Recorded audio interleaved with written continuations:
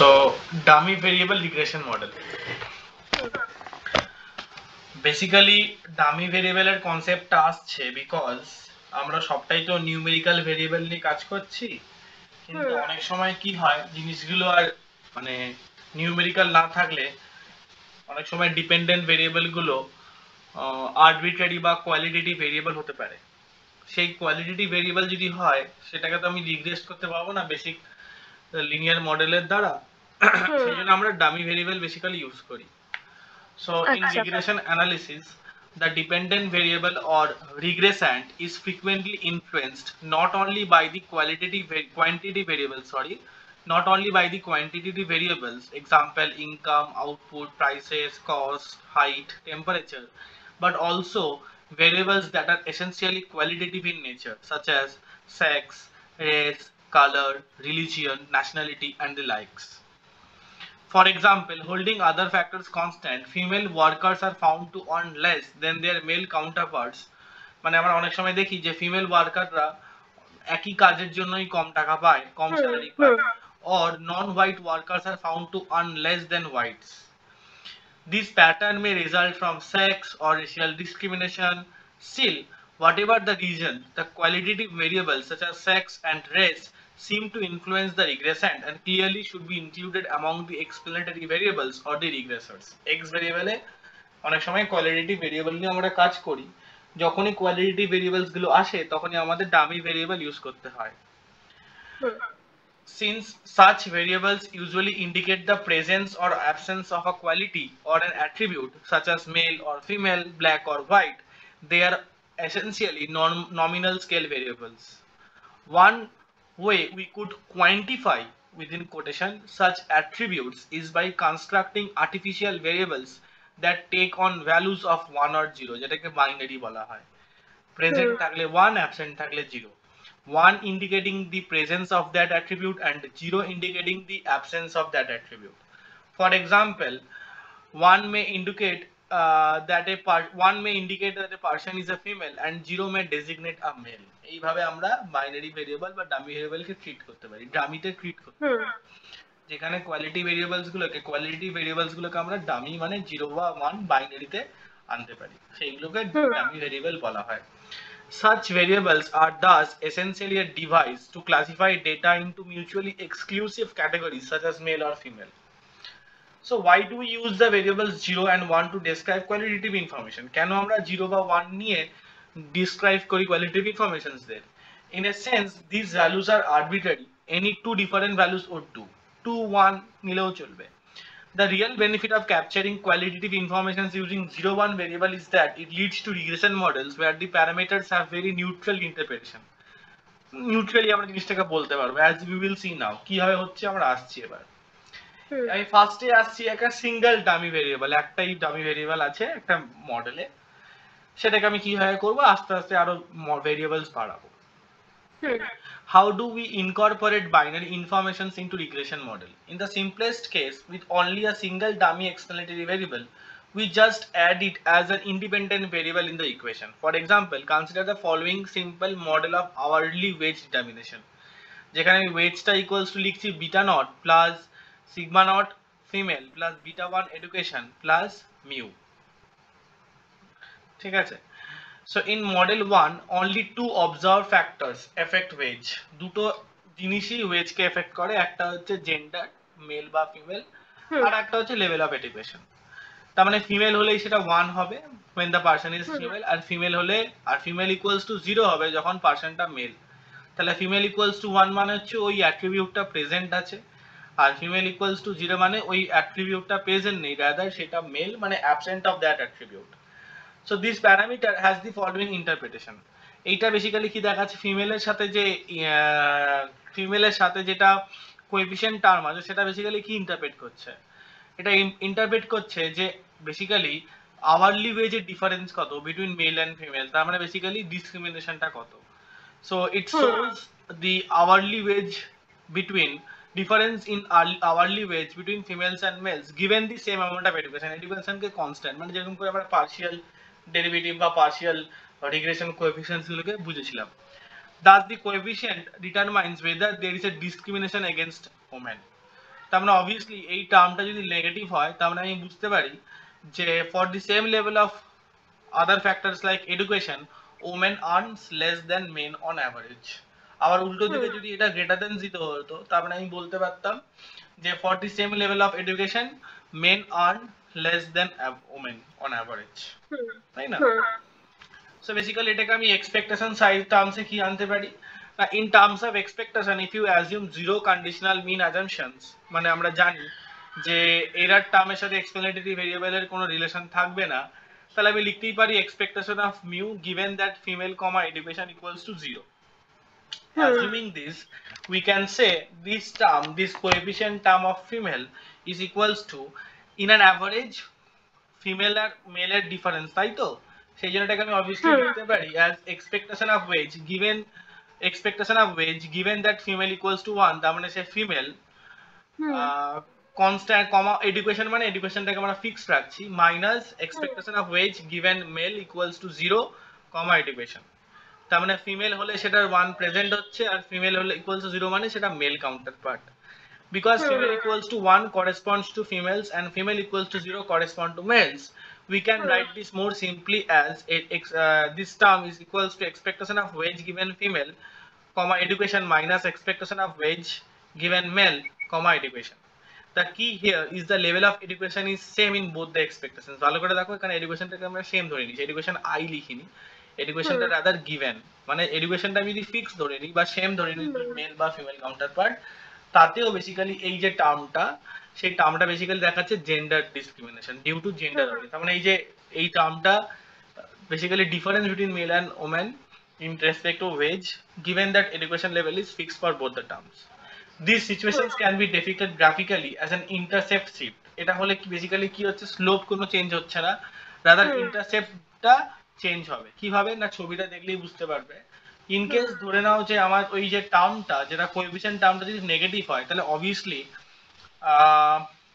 মেনরা বেশি পাচ্ছে over female, তাহলে মেনদের ওয়েজটা for any given level of education সবসময় উপরে দেন দি ফিমেল কাউন্টারপার্টস।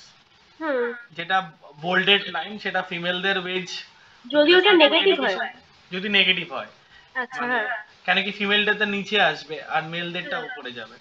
কারণ এখান থেকে আমি এটা বুঝতে পারছি যে যদি উল্টোটা হতো তাহলে মেলদেরটা নিচে আসতো, ফিমেলদেরটা উপরে। তাহলে যে কোনো ওয়েজ এডুকেশনের রেসপেক্টের জন্য ফিমেলরা ওয়েজ কম পায় ওভার মেল যদি ওই টার্মটা নেগেটিভ হয়। So this situation can be depicted graphically as an intercept shift between males and females.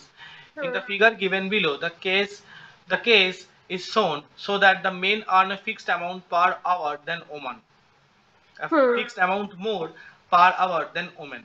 The difference does not depend on the amount of education, and this explains why the wage education profiles for men and women are parallel. মানে তারা সেই জন্য এটা parallel curve. যদি এটা parallel না হতো তাহলে অবভিয়াসলি এডুকেশনের একটা এফেক্ট থাকতো। আমরা এডুকেশনের এফেক্টটাকে ফিক্স ধরে কাজটা করেছি।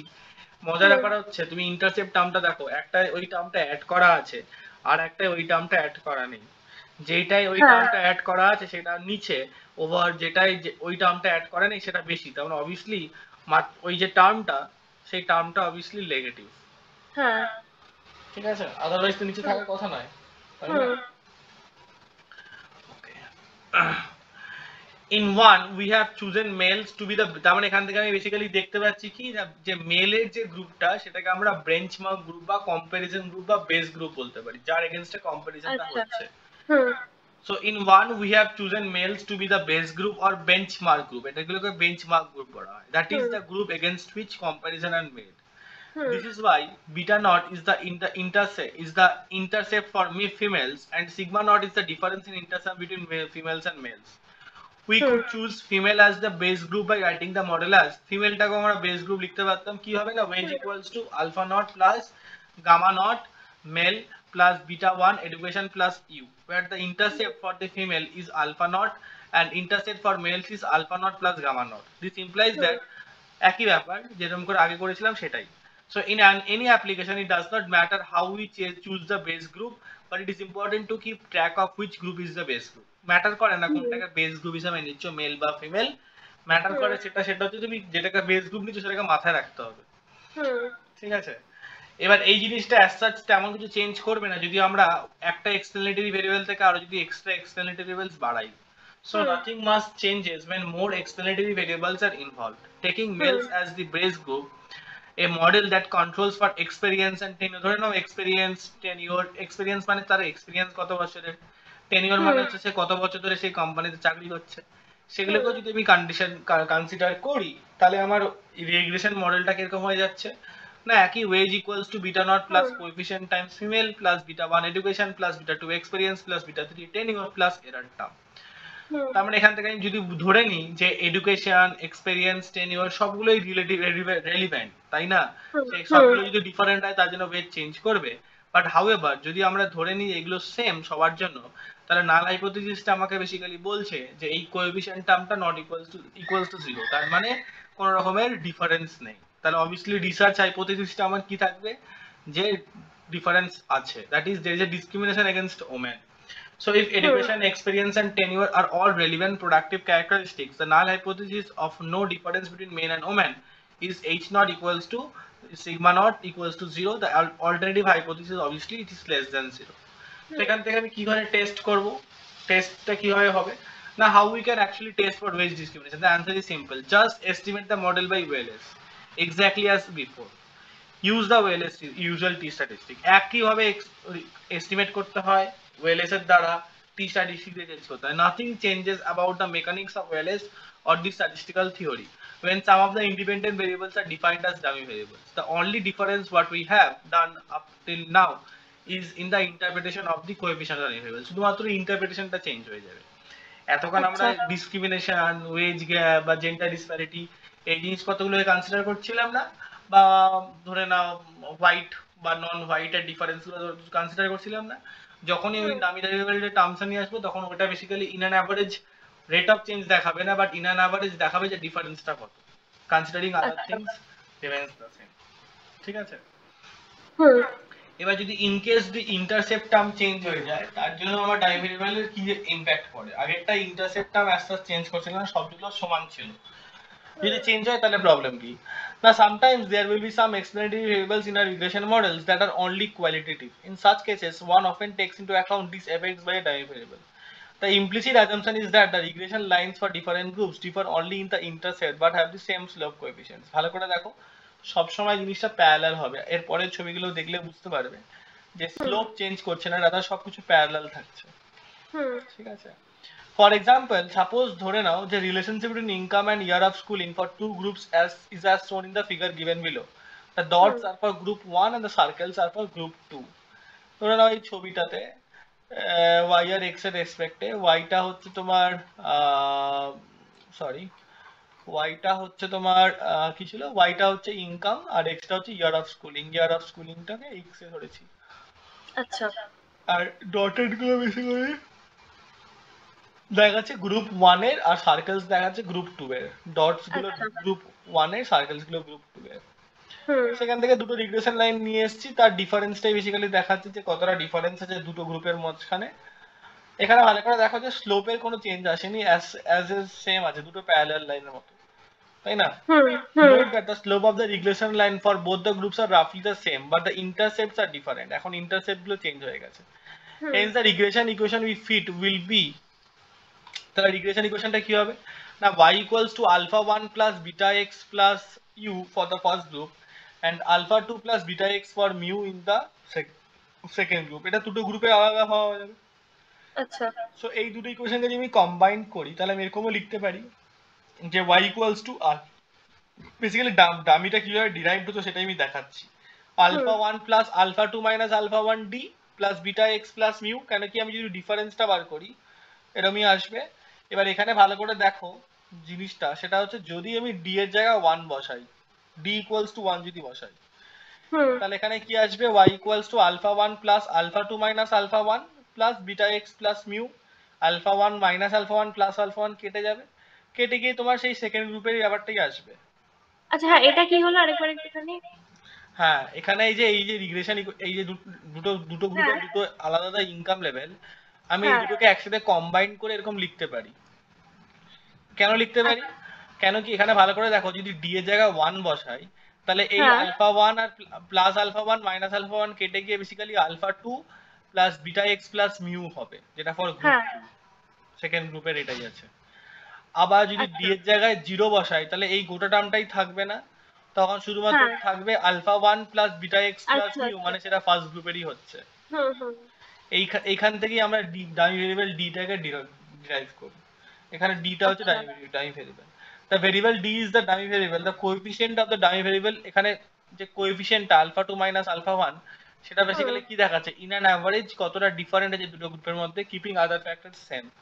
So the coefficient of the dummy variable measures the difference in the two intercept term. এবার হুম এরকম হতে পারে যে দুটো গ্রুপের থেকে তিনটে গ্রুপও তো হতে পারে। হ্যাঁ তা যদি যতগুলো গ্রুপ হবে অতগুলো ডামি বাড়বে। হুম মাথায় এবারে রাখবে ইকুয়েশনটা কি সবসময় এই ফর্মই হবে নাকি ওটা আমাদের ফর্ম করতে হবে রিগ্রেশন লাইনগুলো ফর্মটা দেখে? করতে হবে, ফর্মটা আমি দেখাচ্ছি এরপর। এটা গ্রুপ তিনটে আচ্ছা গ্রুপের দেখালে আইডিয়াটা ক্লিয়ার হবে। আচ্ছা এটাকে আমরা এইভাবে লিখতে পারি, ভালো করে দেখো, যে y equals to alpha 1 plus alpha 2 minus alpha 1 d1 plus হুম আলফা 3 মাইনাস আলফা 1 d2। আচ্ছা এবার এখানে তোমার মাথায় প্রশ্ন আসতে পারে যে y আলফা 2 আর আলফা 3 কোনো ডিফারেন্স হলো না হুম কেন? কি গ্রুপ 1টাকে আমরা মাথায় রাখতে হবে যে গ্রুপ 1টাকে আমি বেঞ্চমার্ক গ্রুপ বা বেস গ্রুপ নিয়েছি। আচ্ছা যদি সেটারও একটা ভেরিয়েবল নিয়ে চলে আসতাম আলফা 3 হুম মাইনাস আলফা 2 যদি নিয়ে চলে আসতাম, হুম তাহলে প্রবলেমটা হতো যে মাল্টি কোরিলেটিভ প্রবলেম হতো, সেটাকে বেসিক্যালি বলা হয় ডামি ভেরিয়েবল ট্র্যাপ। আচ্ছা সেই জন্য সবসময় যতগুলো ডামি হবে তার থেকে, যতগুলো গ্রুপ হবে তার থেকে একটা কম ডামি নিতে হয়। আচ্ছা কেন কি একখানা গ্রুপ তোমার বেঞ্চমার্ক গ্রুপ বা কম্পারিজন গ্রুপ হয়ে যাবে, আদারওয়াইজ তুমি কম্পেয়ার কার সাথে করবে? আচ্ছা বুঝতে পেরেছো? তার মানে হুম ওই জন্য দেখো এখানে তিনটে গ্রুপ বলে দুখানা ডামি নেওয়া হয়েছে। আচ্ছা আগের বারের মতো একই রকমের যদি আমরা করি, d1টা বেসিক্যালি শো করছে যে যদি গ্রুপ 2 হয় তাহলে 1, আর যদি অন্য কোনো গ্রুপ হয় তাহলে d1টা 0। আচ্ছা এবার যদি d1টা যদি 1 হয় ধরো, তাহলে বেসিক্যালি আমার কি আসছে, d1টা 1 যদি হয় আচ্ছা তাহলে ডি ওয়ানটা যে আমরা নিচ্ছি যে গ্রুপ টু হলে জিরো আর অন্য কোনো গ্রুপ হলে ওয়ান, মানে গ্রুপ টু হ্যাঁ, হলে ওয়ান আর অন্য কোনো গ্রুপ হলে জিরো। অন্য কোনো গ্রুপ হলে 0। আচ্ছা এটা কি আমাদের এই আলফা টু মাইনাস আলফা ওয়ানের সাথে আছে বলে আমরা ওইভাবে নিচ্ছি? হ্যাঁ, আর আচ্ছা d2টা তাহলে কি হবে, d2টা হবে যে যদি গ্রুপ 3 হয় তাহলে 1, যদি অন্য হ্যাঁ কোনো গ্রুপ হয় তাহলে 0। আচ্ছা হ্যাঁ তাহলে যদি আমার গ্রুপ 2 হয় তার মানে এইটা 1 আর এটা 0, তাই না? হুম তার মানে আমি এখানে 0 বসালে এই টার্মটা 0 হয়ে যাচ্ছে। হুম আবার এখানে যখন 1 বসাচ্ছি তখন বেসিক্যালি আলফা 1 আলফা 1 কেটে গিয়ে পড়ে থাকছে alpha 2 plus beta X plus mu, তাই না? হ্যাঁ হ্যাঁ আবার যখন আমি গ্রুপ 3 কে কনসিডার করছি তখন অবভিয়াসলি d1টা 0 হয়ে যাচ্ছে হুম আর d2টা 1 হয়ে যাচ্ছে। হ্যাঁ তখন এই টার্মটা 0 হয়ে যাচ্ছে, আলফা 1 আর আলফা 1 কেটে গিয়ে alpha 3 plus beta X plus mu হয়ে যাচ্ছে, তাই না? হ্যাঁ হ্যাঁ তার মানে বেসিক্যালি যেটা তুমি বুঝলে সেটা হচ্ছে যখন তিনটে গ্রুপ থাকবে তখন দুখানা ডামি নেব। হুম So where d1 equals to 1 for group 2, 0 for group 1 and 3. d2 hmm equals to 1, 0 group for group 3, 1 for group 3, 0 for group 1 and group 2. Hmm So it can be easily checked that by substituting the values of d1 and d2 in the previous equations, we get the intercept terms of alpha 1, alpha 2, alpha 3 respectively for the three groups. Hmm Note that in combining the three equations, we are assuming that the slope coefficient beta is the same for all groups. আমরা ধরে নিচ্ছি যে বিটাটা সবার জন্য সমান, ঠিক আছে? and the hmm error term has the same distribution for three groups, আর আমরা এটাও ধরে নিচ্ছি যে error termটাও সমান সবার জন্য। হুম তার মানে if there is a constant term in the regression equation, the number of dummies should, এখানে ভালো করে বোঝো, এটা is very important. So if there is a constant term in the regression equation, the number of dummies should always be one less than the number of groupings by the category, because the constant term in the intercept for the base group and the coefficient of dummy variable measures differences in the intercepts as can be seen from the previous equations. তার মানে এখানে যে alpha 1 যেটা আমার ছিল ইকুয়েশনে, alpha 1 এটা তোমার যেটা বেসিক্যালি ইন্টারসেপ্ট টার্ম, সেটা বেসিক্যালি বেঞ্চমার্ক গ্রুপ বা বেস গ্রুপের গ্রুপ 1, তাই না? তো এটা কি কনস্ট্যান্ট টার্ম তো ধরছি? হ্যাঁ হ্যাঁ। আচ্ছা So if there is a constant term, the regression equation, the number of dummies should always be one less than the number of grouping by the category, because the constant term is the intercept for the base group and the coefficient of dummy variable measures differences in the intercepts as can be seen from the previous equation. In that equation, the constant term measures the intercept for the first group. The constant term plus the coefficient of D1 measures obviously intercept of second group, and the constant term plus the coefficient of D2 measures the intercept term for the third group. We have chosen group 1 as the base group, but any one group may be chosen. অন্য কোনো group নিলেও হতো। The coefficient মানে তখন যদি অন্য কোনো মানে গ্রুপ 2 কে যদি নিত তাহলে এটা কি হতো না এখানে আসতো alpha 2 plus alpha 1 minus alpha 2 d1 plus alpha 3 minus alpha 2 d2 plus beta x plus mu. So we have chosen group 1 as the base group, but any one group may be chosen. The coefficient of the derivative measures the differences in the intercept form that of the base group. If we do not introduce a constant term in the regression equations, we define dummy variable for each group, and in this case the coefficient of the dummy variable measures the intercept of the respective group. যদি constant term না রাখতো তাহলে আমরা এটা করতে পারতাম। If we include both the constant term and 3 dummies, এইখানটাই main important. যদি তোমার কনস্ট্যান্ট টার্ম না থাকতো একটা, তখন আমি যতগুলো ক্যাটাগরি হতো ততগুলো টার্মের দামই নিতে পারতাম। বাট যদি কনস্ট্যান্ট টার্ম আছে আর আমার ডামিও আছে আর সবগুলো ডামির সবগুলো গ্রুপের জন্য একটা করে ডামি যদি নিয়ে নিই তাহলে আমার পারফেক্ট মাল্টিকুলারিটি প্রবলেম হবে আর রিগ্রেশন প্রোগ্রামটা রান করা যাবে না। এটাকেই বলা হয় dummy variable trap. If we answer ta diye debo, if we include both the constant term and 3 dummies, we will be introducing perfect multicollinearity and the regression program will not run. আচ্ছা, আর যেটা বললো যে constant term না থাকলে যেটা হবে সেটা হলে কিভাবে লিখবো? সেটা তো কনস্ট্যান্ট টার্ম না থাকলে obviously এই জিনিসটা মানে ধরে নাও তিনটে গ্রুপ আছে তাহলে লিখবে y equals to alpha 1 x1 plus alpha 2 x2 plus alpha 3 x3 এরকম করে লিখতে পারো। আচ্ছা, alpha 1x plus alpha 2x plus alpha 3x এরকম লিখতে পারো। আচ্ছা আচ্ছা, মানে আমাদের ডামি গ্রুপিংটাই আসবে না ডামিতে। হ্যাঁ হ্যাঁ, তাহলে আবার একই রকম করে যদি আমাদের এরকম হয় যে স্লোপ কোএফিসিয়েন্টস গুলো ডিফারেন্ট, তখন স্লোপ কোএফিসিয়েন্ট গুলো ডিফারেন্ট ছিল না, এখন স্লোপ কোএফিসিয়েন্ট গুলো ডিফারেন্ট, তার মানে আমি ধরে নিচ্ছি যে অন্য কোনো ফ্যাক্টরও আলাদা আলাদা, মানে এডুকেশনও দুজনের আলাদা। ঠিক আছে, we can use dummy variable to allow for difference in the slope coefficient as well. For example, if the regression equations are y1 equals to alpha 1 plus beta 1 x1 plus mu 1 for first group and y2 equals to alpha 2 beta 2 x2 plus mu 2 for the second group, তাহলে আমরা কিভাবে লিখবো? তখন আমাদের দুখানা equations কে আমাকে এইভাবে লিখতে হবে যে y equals to alpha 1 plus alpha 2 minus alpha 1 times 0 plus beta 1 x1 plus beta 2 minus beta 1 0 plus mu 2। এটা হচ্ছে যখন ফার্স্ট গ্রুপের জন্য, তার মানে ফার্স্ট গ্রুপটা আমার এখানে যেহেতু 0 ডিনোট করছে যে অ্যাবসেন্ট অফ সেকেন্ড গ্রুপ, সেই জন্য y1 টা হচ্ছে আলফা 1, বেসিক্যালি তাই হচ্ছে। দেখো যদি এগুলো 0 0 বসিয়ে দিই তার মানে alpha 1 plus beta 1 x1 plus mu 1 for the first group. এখানে 0 কেন বসিয়েছি প্রশ্ন যদি ওঠে, এটার মানে হচ্ছে যেহেতু আমি ফার্স্ট গ্রুপ নিয়ে কাজ করছি আর যদি আমার সেকেন্ড গ্রুপটা ডামি ভেরিয়েবলের হয় তার মানে সেকেন্ড গ্রুপ থাকলেই, মানে সেকেন্ড গ্রুপটা থাকা মানে হচ্ছে প্রেজেন্ট অফ সেকেন্ড গ্রুপ মানে 1 are absent of second group মানে হচ্ছে 0, তার মানে first group absent of second group মানে অবভিয়াসলি ফার্স্ট গ্রুপ আছে, কেন কি এখানে দুখানা গ্রুপই আছে আর এক্সহস্টিভ, তাহলে এখানে আমি 0 বসিয়েছি। একই ভাবে যখন আমরা সেকেন্ড ইকুয়েশনটা লিখেছি ভালো করে দেখো যে y2 equals to alpha 1 plus alpha 2 minus alpha 1 times 1 plus beta 1 x2 plus beta 2 minus beta 1 times x2 plus mu 2। এখানে ভালো করে দেখো তুমি যদি 1 বসিয়েছো তার মানে এখানে আলফা 1 আর আলফা 1 কেটে যাচ্ছে, হ্যাঁ, এখানে বিটা 1 x2 আর এখানে বিটা 1 x2 কেটে যাচ্ছে, হ্যাঁ, তার মানে পড়ে আছে y2 equals to alpha 2 plus beta 2 x2 plus u2। ওটাকে ওইভাবে লেখানো হয়েছে জাস্ট বিকজ ডামিটাকে বোঝানোর জন্য। আচ্ছা, তো সেকেন্ডটাই ডামি আছে এটা কি আমাদের বলে দিয়েছে? হ্যাঁ, সেকেন্ডটাই যে ডামি কনসিডার করছি এটা কি বলে দিয়েছে যে সেকেন্ডটাই ডামি? সেকেন্ডটাই ডামি বলেনি, বাট বলেছে যে এখানে স্লোপ কোএফিসিয়েন্টটাও ডিফারেন্ট। আচ্ছা, যেহেতু স্লোপ কোএফিসিয়েন্টটা ডিফারেন্ট, দুটো গ্রুপের জন্য দুখানা আলাদা আলাদা ডামি নিয়েছি। একটা ডামি নিয়ে দেখাচ্ছে যে difference in the intercept term, আর এখানে ডামি দেখাচ্ছে ডিফারেন্স ইন দা কি বলবো, difference in the slope coefficient term. আচ্ছা, তাহলে d1 equals to 0 for all observations in the first group and d1 equals to 0 for all observations in the second group. d2 equals to 0 for all observations in the first group and d2 equals to x2, that is the respective value of x for the second group. তার মানে obviously d2 যেটা লিখছি সেটা actually dummy হিসেবে denote করা হচ্ছে না, because d2 টা 0 বা x2 নিচ্ছে, 0 বা 1 নিচ্ছে না। So that is actually not dummy.